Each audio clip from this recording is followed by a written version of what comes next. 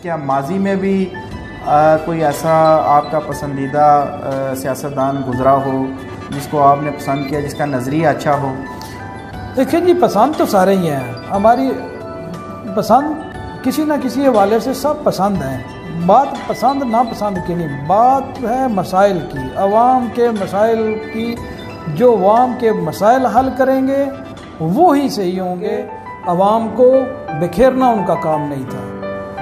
आज जो है बिखर गए हैं, ख़ानदानी सिस्टम टूट गया है।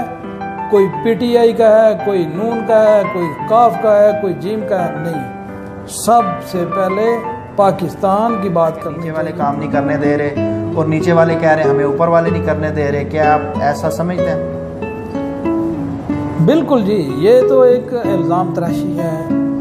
बस पहले अपने दूसरे, मुझे एक शेर याद आ रहा है, हमारे बहुत मोहतरम है बाबा नजमी साहब, वो कहते हैं बेहिम्मते ने ओ जेड़े शिकवा कर दे मुकदरां दा, उगण वाले उग पैंदे सीना चीर के पत्थरां दा। जिन्होंने अगर कुछ करना होता है वो दूसरों पे इल्ज़ाम नहीं लगाते, दूसरों को कोताहियों को हर वक्त पीटते नहीं रहते। वो अपनी मंजिल दिखाते हैं, अपना जो उनका नज़रिया, जो उनकी सोच है, जो उनका काम है, वो प्रैक्टिकल करके दिखाते हैं। ये नहीं कि पिछले वाले ये कर गए, ऐसे नहीं। मुझे काम नहीं करने दे रहे, काम करने नहीं दे रहा अगर कोई तो घर चले। बनने की बजाय लीडर बनते तो तब्दीली आनी थी। आज इनके पास 300 की बजाय 30 बंदे भी होते ना, तरीके इंसाफ के होते, तो फिर तब्दीली थी। अस्सलाम वालेकुम व्यूअर्स, मेरा नाम जावेद इकबाल कुरैशी है और मैं आपकी खिदमत में एक मरतबा फिर हाज़िर हुआ हूँ एक नए मौजू के साथ। हमारा आज का जो मौजू है वो है तब्दीली। इस पे हम बात करेंगे और कुछ सवालात करेंगे। क्या पाकिस्तान में तब्दीली आ चुकी है, और अगर तब्दीली आ चुकी है तो इस बारे में तफसील जानेंगे, और अगर तब्दीली नहीं आई तो फिर ये पूछेंगे अपने मुअज़्ज़िज़ मेहमान से कि हकीकी तब्दीली किस वक्त आएगी। तो हमारे जो आज के मेहमान हैं किसी तारुफ़ के मुहताज नहीं हैं। उनका नाम जनाब मोहतरम तारक महमूद भट्टी साहब हैं। ज़िला गुजरात से इनका ताल्लुक़ है। समाजी कारकुन हैं और सियासी कारकुन हैं, और इस वक्त में, सख्त वक्त में सियासत पे खूब नज़र रखे हुए हैं, सियासत के बारे में अच्छी तफसील जानते हैं। तो आइए चलते हैं उनकी तरफ। जी अस्सलाम वालेकुम। जी वालेकुम अस्सलाम। क्या हाल है तारिक साहब, आप ठीक हैं? जी अल्हम्दुलिल्लाह। आप सुनाएं। भट्टी साहब, आप आवाम को बताएं, क्या पाकिस्तान में तब्दीली आ चुकी है या तब्दीली नहीं आई? बहुत शुक्रिया जो है साहब। अगर हम तब्दीली की बात करें ना, तो मायूसी नहीं फैलाना चाहता, लेकिन मैं जो सच्ची बात है वो इंशाल्लाह ज़रूर करूँगा। कोई तब्दीली नहीं आई। तब्दीली के नाम पे पाकिस्तानी अवाम के साथ बहुत बड़ा धोखा हुआ है। अगर मैं ये कहूँ कि इस सदी का सबसे बड़ा धोखा और लिबरल तरीके से जो अगर धोखा हुआ है तो इसमें कोई शक नहीं होगा। कैसे, किस तरह, क्या आप थोड़ी तफसील बताएंगे किस तरह धोखा हुआ है? लेकिन अवाम तो बहुत खुश है, वो कहते हैं हमने तब्दीली लाई है, हमने सरकार बदली है, हमने पुरानों को इस दफ़ा वोट नहीं दिए, इस दफ़ा नए चेहरे आए हैं। तो क्या आप बताएंगे कि किस तरह तब्दीली नहीं आई? देखिए जी, आप कराची से खैबर तक देख लें, कोई भी हल्का ऐसा नहीं, वही चेहरे हैं, वही ख़ानदान हैं, वही सियासतदान हैं। कोई पहले पीपल्स पार्टी में था, कोई इलेक्शन से 2 महीने पहले कोई मुस्लिम लीग से आया, कोई काफ से आया, कोई किधर से, वही लोग हैं। कोई चेहरा नया नहीं। इक्का दुक्का अगर कोई चेहरा नया है तो वो आटे में नमक के बराबर है। कोई तब्दीली नहीं आई। हम अवाम, पाकिस्तान के अवाम ने एक बार फिर धोखा खाया है। इससे पहले एहतसाब के नाम पे कि हम एहतसाब करेंगे, कोई एहतसाब नहीं हुआ। रोटी कपड़ा मकान के नाम पे, और इस बार इस जदीद तरीन ज़माने में, जदीद दौर में भी तब्दीली के नाम पे धोखा खाया है पाकिस्तानी अवाम में ने। ये बदकिस्मती की बात है। और आप फरमा रहे हैं कि अवाम तब्दीली पे खुश है। अवाम ही तो सबसे ज़्यादा परेशान है। महंगाई ने उनकी कमर तोड़ के रख दी है। वो उनकी जो बुनियादी ज़रूरियात ज़िंदगी की चीज़ें थी वो उनकी पहुंच से दूर हो गई हैं। मिसाल के तौर पर आटे की कीमत को देख लें, चीनी की कीमतें देख लें, सब्ज़ियाँ उनकी पहुंच से दूर हैं। गोश्त की तो वो खा भी देख सकते हैं। महंगाई ने उनको रुलाया है। इमरान खान साहब कहते थे कि मैं आपको रुलाऊंगा। लोग अवाम समझ रहे थे कि वो पिछली हुक्मरानों को रुलाएंगे। उन्होंने असल में तो वो अवाम से मुखातब थे कि मैं आपको रुलाऊंगा, महंगाई का बम गिरा के रुलाऊंगा, बेरोज़गारी को बढ़ा के रुलाऊंगा, मैं आपकी मईशत को डबो के आपको रुलाऊंगा। असल में तो ये तब्दीली से अवाम खुश नहीं। सच्ची बात है। आप अपने गलियों बाज़ारों में जाएं, सर्वे करें और देखें अवाम कैसे बिलक रही है, कैसे रो रही है और कैसे उन लोगों को पछतावा है जिन्होंने वोट डाला है। सबसे ज़्यादा उनको पछतावा है कि हमने कौन सी तब्दीली को वोट डाला है जिसकी वजह से हम बेरोज़गार भी हुए हैं। हमारी जो खाने पीने की चीज़ें थी वो भी हमारी बंदा क्या खाए और क्या खरीदे। ब्लैक में सलाई और गोलियां लेने जाए तो गोलियां नहीं है। क्यों? या इसलिए हमने तब्दीली पैदा की थी। ये तब्दीली है। मैं साफ बात करती हूँ, इंसान कहाँ जाए? हमारे बच्चों को नौकरियां नहीं है। ये मांगा था हमने अल्लाह से। ये मदीने की रियासत है, ये मदीने की रियासत नहीं है। मदीने की रियासत में तो ऐसा एक दूसरे को भूखे रह के खिलाना। हमारे नबी सल्लल्लाहु अलैहि वसल्लम ने क्या फरमाया है? खुद भूखे रह के दूसरों को खिलाना, या तो हमारे हलक का नवाला छीन रहे। क्यों? ये कौन सी रियासत है? हमें नहीं चाहिए ऐसी रियासत, हमें नहीं चाहिए ऐसी रियासत। हम 20 साल पहले 30 साल पहले अच्छे, हमने अपने बच्चों को भूख मरते हुए नहीं देखा। ऐसे जैसे अभी देख रहे, हर चीज में टैक्स, हर चीज में टैक्स। क्यों?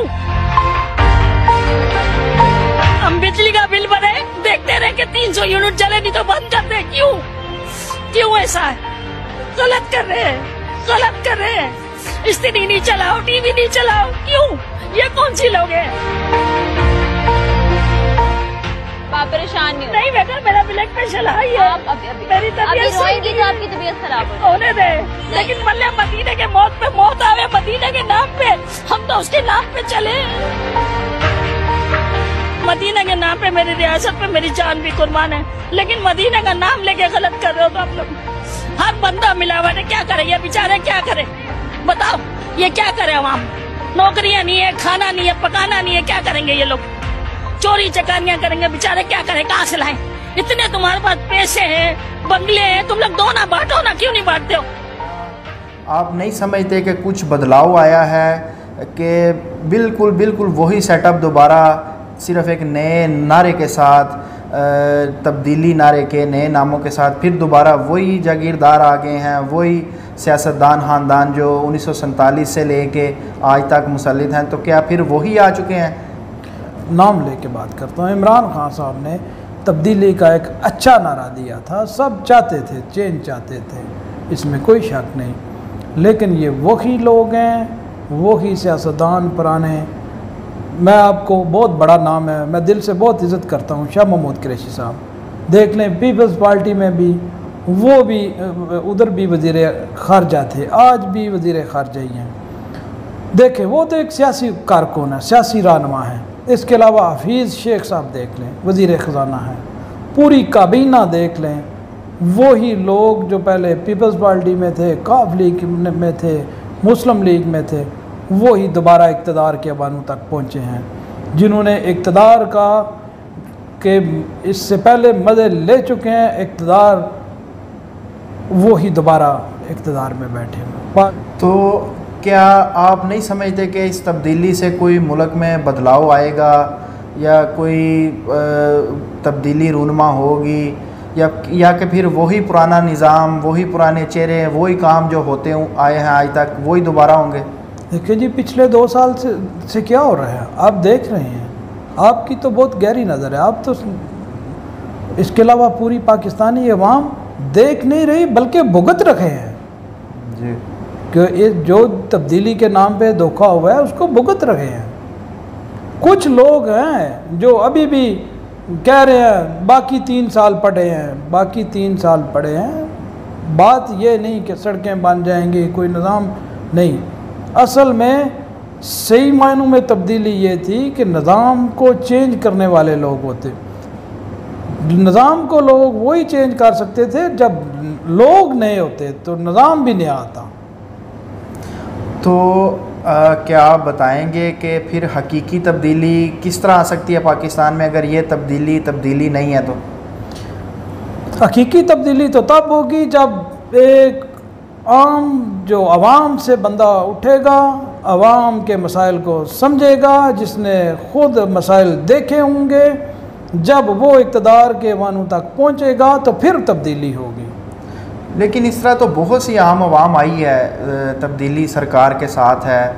बहुत से गरीब वो दावा करते हैं कि कोई काम करने वाला है। हमने इधर सूबा खैबर पख्तूनख्वा में बहुत से ऐसे हमने देखने में आए हैं आवाम के जो MPs बने हैं। सब बेख्तियार लोग हैं, कोई इख्तियार नहीं उनके पास। अगर कोई इक्का दुक्का है तो बेख्तियार लोग हैं, उनके पास कोई इख्तियार नहीं, कोई वो काम कर नहीं सकते। असल में तो बाइख्तियार होना चाहिए था जो लीडर थे। हमें वज़ीर आज़म नहीं, पाकिस्तानी अवाम को असल में लीडर चाहिए था। वज़ीर आज़म तो कहीं आए तो गए। देखिए जी, अगर तारीख़ पे नज़र दौड़ाएं तो भुट्टो साहब का सबसे पहले नाम आता है। भुट्टो साहब ने कोशिश की, एक नारा भी दिया रोटी कपड़ा मकान का, लेकिन बदकिस्मती की बात है कि उनके बाद आने वाले लोगों ने उस नज़रिए को, उस सोच को भी फॉलो नहीं किया। तो बाद जो उनका नज़रिया था उस पर चले नहीं। उनकी जमात जो है ना, सही मानों में उन्होंने उस नज़रिए को फॉलो अगर करते तो शायद पाकिस्तानी अवाम के हालात और होते। चलें, मैं आपसे एक और सवाल पूछता हूँ। क्या आज के दौर में आपको कोई ऐसा लीडर नज़र आता है कि अवाम अगर उसको फॉलो करे, उनको वोट दे या उनकी पार्टी को ज्वाइन करे तो कुछ बदलाव या तब्दीली, हकीकी तब्दीली पाकिस्तान में आएगी? ये साहब, असल में पहले तो मैं वाज़े कर दूं कि मेरे सुनने वाले, आपके सुनने वाले आम आवाम, मेरे भाई, वो समझ लें लीडर वो होते हैं जो अवाम अपनी कौम को इकट्ठा करते हैं बग़ैर किसी तफरीक के, बग़ैर रंग व नस्ल के। वो होते हैं लीडर। वज़ीर आज़म तो मैं देख रहा हूँ आएंगे, बदलते रहेंगे वज़ीर आज़म, लेकिन लीडर मुझे कोई नज़र नहीं आ रहा जो इस बिखरी हुई कौम को एक झंडे तले जमा करके सही मायनों में पाकिस्तान की आवाम को और मजबूत और ताकतवर करे और उनकी अपनी जो पहचान है उनको पहचान कराए कि आप इकबाल के शहीन हैं।